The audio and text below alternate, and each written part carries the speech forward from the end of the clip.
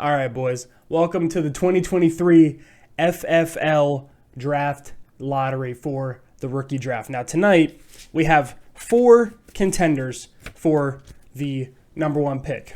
And so, first of all, we have LaMarvelous for the number 1 pick.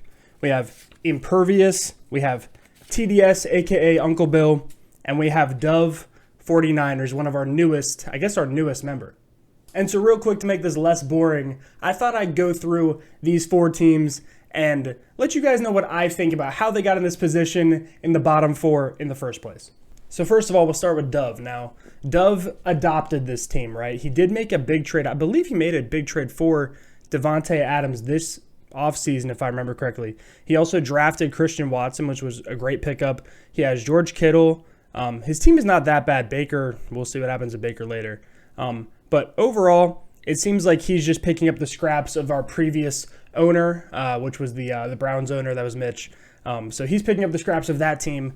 So I'm excited to see what he does in the future. But, obviously it's really hard to rebuild a team in year 1 when everyone else is in year 5. So, hats off to Dove. I think Dove's a great fantasy manager in other leagues we play in. So he's going to do great eventually. I think he's just picking up the scraps of a bad team. Now, secondly, we got to talk about Impervious. Now, Impervious, I feel like, was in a really bad position just because Justin Herbert's touchdown regression came this past year. He went from 38 touchdowns, 31 rookie year, to 23 this year. I'm not sure if he's even – I don't even know if they played Week 18 yet. But so Justin Herbert had TD regression. Obviously, this wasn't Joe Mixon's best year either.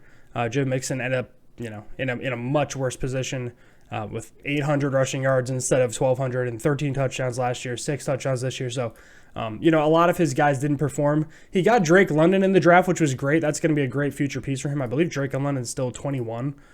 So I think things are looking up for Impervious's team going forward, especially if he can get the number 1 pick tonight. I forgot he also has Jahan Dotson there too. So I think all in all, he's got 2 first-round picks too. So. All in all, this was a little bit of a down year from his studs, and he needed them to perform. Deontay Johnson took a huge step back. I don't think he has a single touchdown this year. No, he doesn't. So, yeah, a lot of guys just did not pan out. Dallas Goedert got hurt. So, I'm going to give Impervious a little bit of a break. I think his team didn't exactly come through for him. So, I'm not putting a lot of that on him. Now, these last 2 are a little bit more funny. Let's talk about LaMarvelous. One of the most polarizing guys in our fantasy league is LaMarvelous. He even has probably the most polarizing player in the NFL right now in Deshaun Watson. So his team, me and D-Money were talking about it. Me and Derek were talking about it. And at one point in the offseason, I remember telling Derek, I was like, listen, LaMarvelous's team is like top 3 now. There was a point in the offseason where he had, I think, Dalvin Cook. He had multiple quarterbacks that were pretty good. I want to say Lamar Jackson.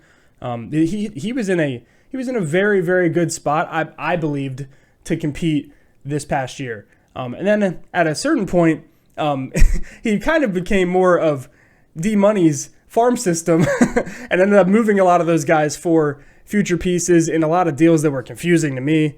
But he ended up, his team's not bad. He's got Aaron Jones, he's got Leonard Fournette, he's got Gabe Davis, he's got Hawkinson, he's got A.J. Dillon. Mac Jones, who had a down year but is still 24, playing for the Patriots. He's going to be fine. So there's a lot of positive future stuff. He's got James Cook on the bench. He's got Trey McBride, who had a really good game last week. Isaiah Likely, who I think is going to be a stud. So there's definitely some future on this team. He's got 3 first-round picks this offseason, 2 second-round picks. There's a lot to look forward to there. Also, I just want to say shout out to LaMarvelous for being one of our most active people, putting a lot of messages out there. He's blowing up the messages literally right now. That's a lot of fun to have you in the league. And last but not least, TDS, Uncle Bill. Let's talk about it. TDS, I'm going to be straight with you, bro. I never have any idea what you're doing, ever. I love you. I don't know what's going on in here. Now, to be ultra charitable to TDS, he did end up with a really solid young roster by the end of the year. He has Isaiah Pacheco, who's 22, I believe. Was he traded? Yeah, he was traded in a deal for Cordarrelle Patterson. Pretty good trade on TDS's part there. He drafted Garrett Wilson 101, and I remember a lot of people saying, "Oh, can't believe you'd pass on Breece. Z Willie's going to get Breece now. Wow, what a great job, TDS. Great job."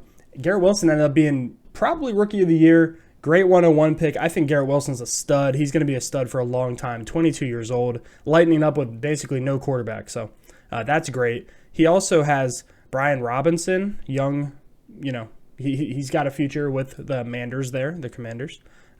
He drafted Chris Olave, I believe, at 104, right? That was a great pick. Chris Olave is probably second for Rookie of the Year right now.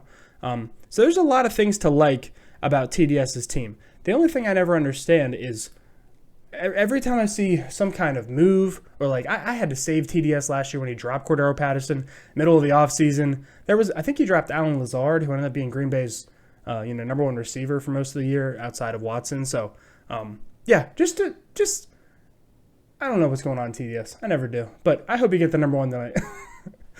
All right. No more BS, okay? Here we go. I'm going to put the 4 names in the hat. I don't think with this light that you guys are going to be able to see it very well. All right. Shaking it up.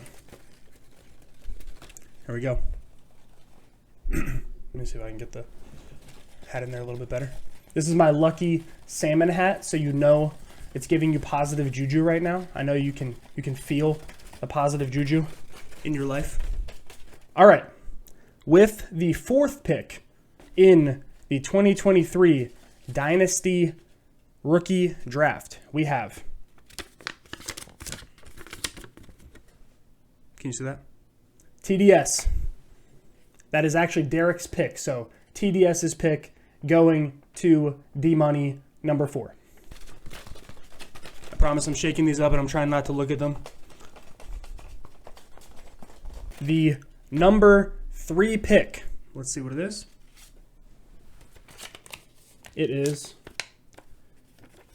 Dove 49ers pick to LaMarvelous. So this pick, number 3, going to LaMarvelous. Dove, good luck next season, man. Happy to have you in the league. I'm not looking. Hopefully they're both still in the hat. All right. With the number 2 pick right here in my hand, let's find out. Number 2 is LaMarvelous. LaMarvelous's pick to D-Money is number 2 in the draft, which means none other than Impervious with the number 1 pick in the Dynasty Rookie Draft. Congratulations, Impervious. It was cool seeing you at church today. I'll talk to you later about who I think you should draft at number 1. Congratulations again.